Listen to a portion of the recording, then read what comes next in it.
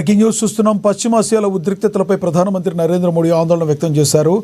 Iran అధ్యక్షుడు మసూద్ పెజిష్కియన్తో మోడీ ఫోన్లో మాట్లాడారు.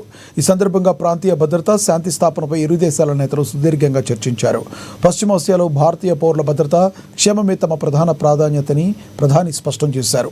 సరుకు రవాణా, ఇంధన సరఫరాకు ఎటువంటి ఆటంకాలు కలగకుండా చూడాల్సిన అవసరం ఉందని మోడీ పేర్కొన్నారు. హార్ముజ్ జలసంధి వంటి కీలక మార్గాల ద్వారా రవాణా నిరంతరాయంగా సాగాలని కోరారు.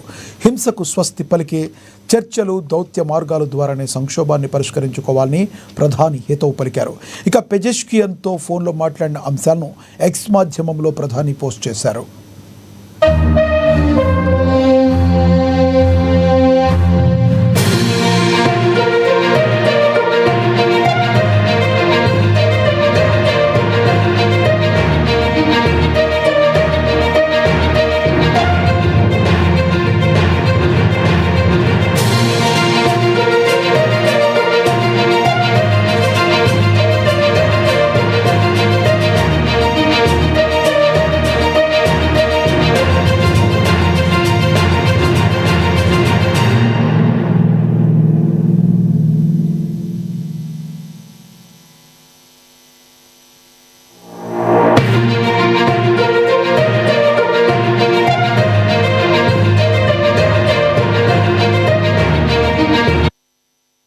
పశ్చిమాసియాల ఉద్రిక్తతలపై ప్రధానమంత్రి నరేంద్ర మోడీ ఆందోళన వ్యక్తం చేశారు. ఇరాన్ అధ్యక్షుడు మసూద్ పెజిష్కియన్తో మోడీ ఫోన్లో మాట్లాడారు.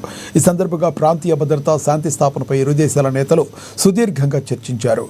పశ్చిమాసియాలో భారతీయ పౌరుల భద్రత, క్షేమమే ప్రథమ ప్రాధాన్యతని ఆయన స్పష్టం చేశారు.